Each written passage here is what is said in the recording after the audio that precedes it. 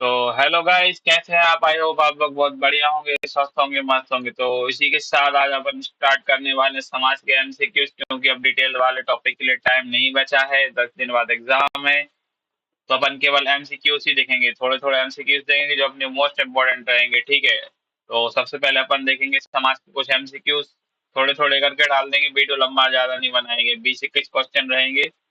फिर उसके बाद अगले उसमें 20-21 क्वेश्चन रहेंगे, ठीक है। उसमें से 5-7 वीडियो बना देंगे जो 100 क्वेश्चन आ जाएंगे। उसके अलावा सभी सब्जेक्ट के बना देंगे। चलिए, तो अपन सबसे पहले देखते हैं समाज के एमसीक्यू। तो पहला एमसीक्यू में फर्स्ट क्वेश्चन क्या है? समाज का शाब्दिक अर्थ क्या होता है? तो समाज का शाब्दिक अर्थ होता है संक्षेप, ठीक है।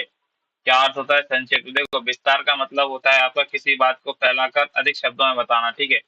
इधर लिख लीजिएगा आपको, किसी बात, ठीक है, किसी बात, ठीक, को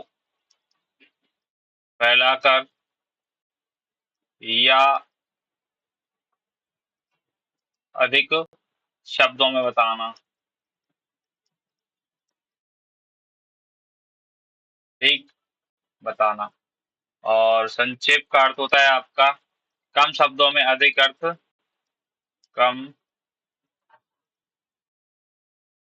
शब्दों में अधिक अर्थ प्रकट करना, ठीक है। ठीक, तो समाज का एक शाब्दिक अर्थ संक्षेप होता है। और व्याख्या मतलब होता है किसी विषय को समझना। व्याख्या का अर्थ क्या होता है? किसी विषय को समझना। और आखिर अपनी आखिरी अपना अवस्था है वर्णन। तो किसी विषय वस्तु घटना का विस्तार पूर्वक विवरण देना, ठीक है। तो इधर लिखेंगे अपन किसी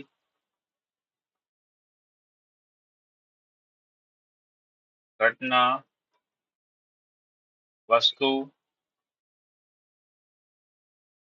व्यक्ति का, ठीक है, विवरण देना,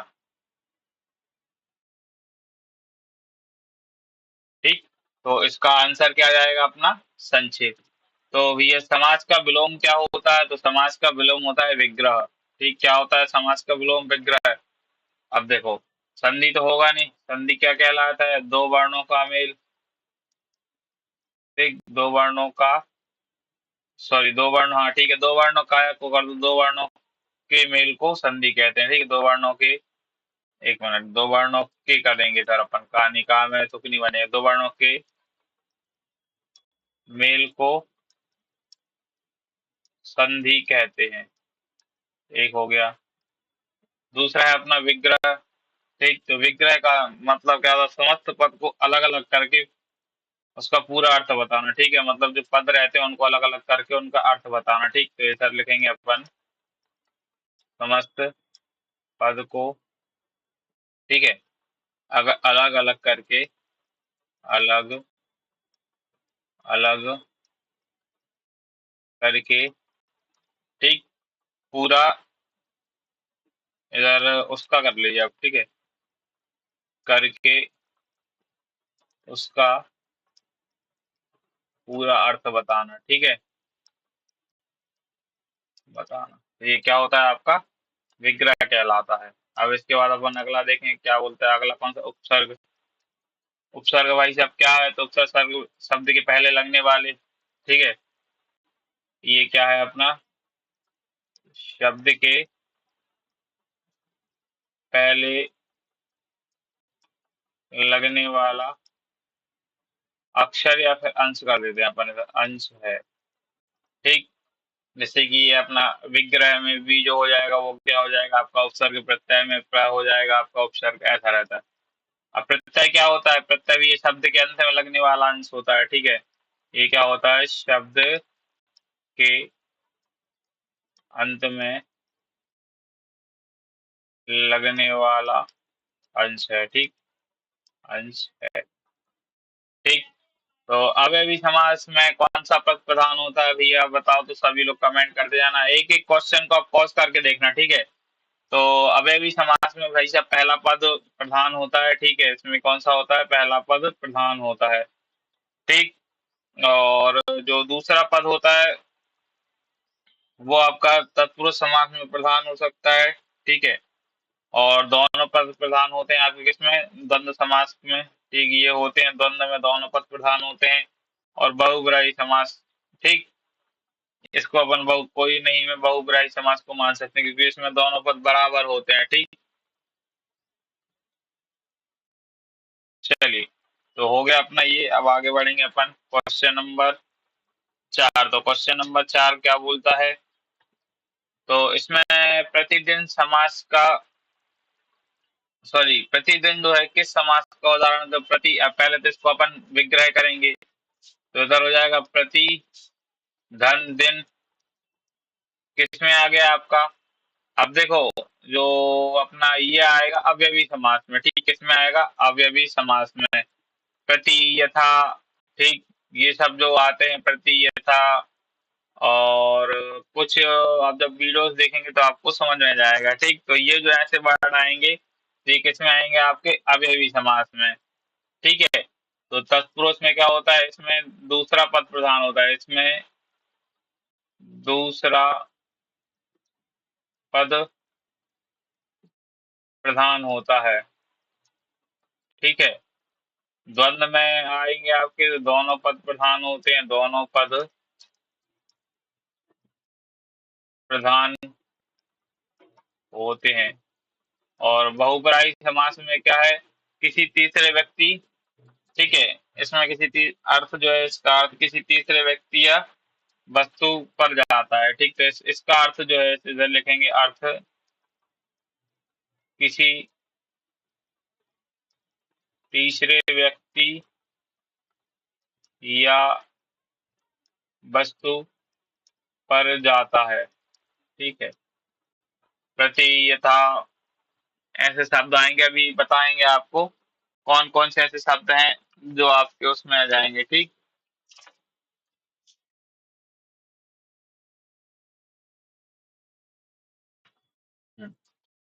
अब देखिए जहां पे आपको प्रति, यथा, भर, ठीक, इसमें लिख ले लीजिएगा प्रति, यथा, भर, ठीक, और इसमें ये शब्द मिलते हैं आपको, तो वहां पे क्या आएगा, आपका अवयवी समास आ जाएगा। ठीक है। अब इसे यथाशक्ति, यथाशक्ति, तो इसमें क्या जाएगा, यथाशक्ति का अपन जब वो करेंगे, क्या बोलते हैं, विग्रह, तो क्या आ जाएगा यथाशक्ति का, तो शक्ति के अनुसार। ठीक, तो शक्ति के अनुसार, तो इसमें कौन सा अपना समास आ जाएगा यथाशक्ति में, बताइए, शक्ति के अनुसार कौन सा समास आएगा। तो इसमें क्या है, पहला पद प्रधान है। ठीक है, तो इसमें क्या आ जाएगा, शक्ति के अनुसार, तो आपका आ जाएगा इधर, एक मिनट, हाँ, पहला पद अवयव, सॉरी, प्रधान नहीं, इसमें अवयव होता है। ठीक है, इसमें जब वीडियो देखेंगे आप समझ में जाएगा, तो क्या हो जाएगा इसमें, अवयवी समास। ठीक है, अवयवी समास। अब इसके बाद आया तत्पुरुष समास का कौन सा, इसमें अपन देखेंगे, अरे चेंज हो गया चलिए, तो छठवां क्वेश्चन क्या है अपना, तत्पुरुष समास में कौन सा पद प्रधान होता है, तो भाई साहब तत्पुरुष समास में दूसरा दूसरा पद प्रधान होता है। ठीक है, तत्पुरुष समास में दूसरा पद प्रधान होता है। पहला पद जो रहता है वो आपका अवयवी समास में आता है, अभी अपन ने देखा अवयवी समास। ठीक, और तत्पुरुष में दूसरा होता है, दोनों पद प्रधान होते हैं आपके द्वंद्व समास में। और कोई नहीं है आपका बहुब्राही में हो सकता है। ठीक है, इधर कर लीजिए बहुब्राही।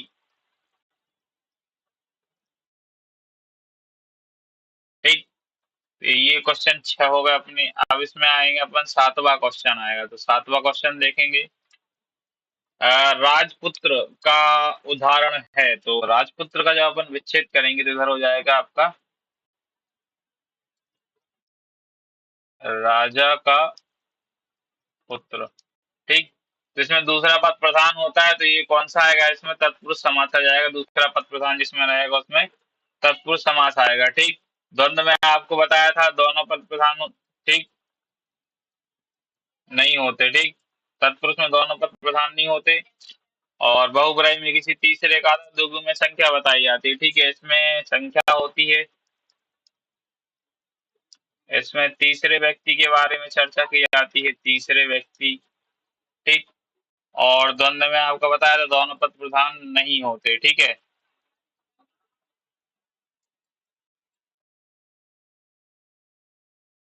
ठीक, दोनों पद प्रधान नहीं होते द्वंद्व समास में, इसकी ध्यान रखिएगा, इसमें अलग अंतर निकलता है द्वंद्व समास में।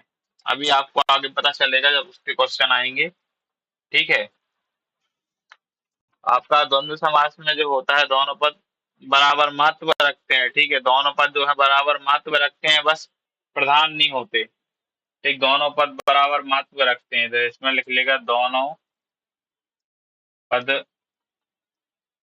बराबर होते हैं, इसमें प्रधान नहीं होते, दोनों पद बराबर होते हैं। चलिए, तो आगे अपन देखेंगे जहां पे आपको का, की, के लिए, ठीक है, से, में, ठीक, ये शब्द देखें तो वहां पे क्या आएगा आपका तत्पुरुष समास आएगा। ठीक, तो अगला अपन देखेंगे, अगला क्या हो, कौन सा है, तो अगला है अपना वनवास। किस समास का उदाहरण, वनवास का विच्छेद करेंगे तो आ जाएगा वन में वास। ठीक है, मैं आया, मैं इसमें तत्पुरुष समास में कौन सा जाएगा, इसमें तत्पुरुष समास में आएगा। इसके बाद अगला देखेंगे अपन, तो नौवां क्वेश्चन कौन बोलता है, तो नीला, नीलकमल, ठीक, किस समाज का उदाहरण है, तो इसमें इसका विग्रह करेंगे, नीला है, ठीक है, नीला है जो कमल, ठीक, ठीक, नीला है जो कमल, तो ये किसका उदाहरण, तो ये आपका हो जाएगा कर्मधारय समास का उदाहरण है। ठीक है, किसका है, ये आपका कर्मधारय समास का। ठीक, तो इसमें क्या है, इसका देख लीजिएगा, इसमें लिख लीजिएगा आप लोग क्यों है। इसमें क्या होता है, पहला पद जो रहता है वो, जो पहला शब्द है या पद है वो दूसरे शब्द का गुण, रंग, आकार, विशेषता बताता है। ठीक है, इसमें पहला पद जो है दूसरे पद की विशेषता बताया है, मतलब जो नीला है, ठीक, कमल, तो पहला पद जो है वो किसकी विशेषता बता रहा है, आपका दूसरे पद का गुण बता रहा है। ठीक है, दूसरे पद का गुण बता रहा है, तो इसमें लिखेंगे अपन, ठीक, या फिर इसको जरूरी नहीं कि है जो लिखो तो वो उसको हटा भी सकते हो, नीला कमल भी लिख सकते हो। ठीक, तो इसमें लिखेंगे अपन जिसमें एक शब्द विशेषण और दूसरा शब्द संज्ञा हो, तो ये मत छोड़, लिखो आप आसानी तरीके से आसान लिख लो। और इसमें क्या जाएगा, समास में एक शब्द, ठीक है, समास में एक शब्द, ठीक, विशेषण, विशेषण, समास में एक शब्द विशेषण कोष्टक में लिख लीजिएगा, गुण बताने वाला, ठीक है, गुण बताने वाला, ठीक, और दूसरा शब्द,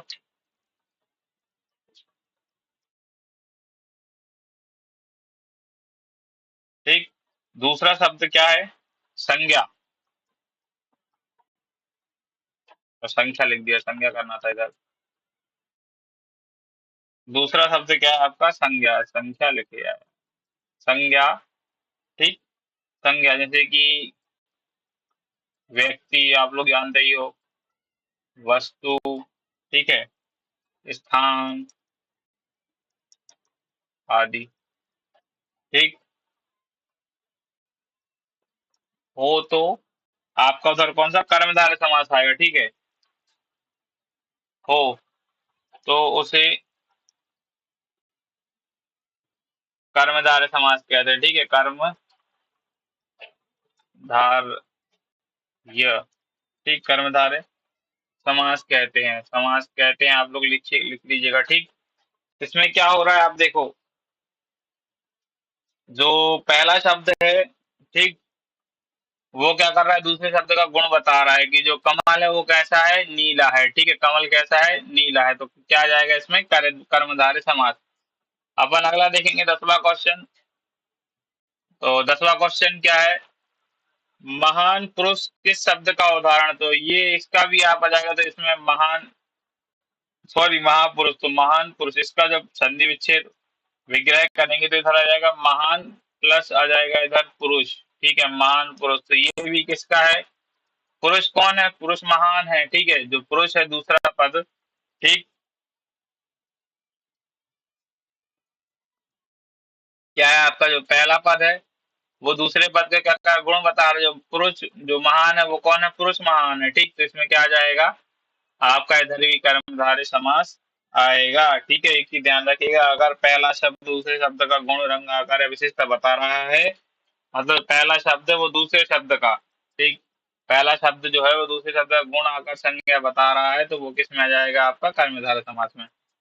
अब तो इसमें देखिए, अब कर्मधारय समास में किस का संबंध होता है? अभी अपन ने पढ़ा था विशेषण और विशेष। ठीक, कर्मधारय समास में विशेषण और विशेष। ठीक, एक पद विशेषण होता है, दूसरा पद क्या होता है? होगा विशेष होता है। ठीक, ये जाएगा इसमें पहला। अभी अपन ने इसे 9वीं क्वेश्चन में देखा था। ठीक, और चलिए तो अपन आगे देखेंगे, तो अगला क्वेश्चन है अपना महापुरुष का सही विग्रह क्या है? अभी अपन ने यहाँ पे देखा था महापुरुष का, ये 11वें नंबर 10वें नंबर पे, तो क्या जाएगा?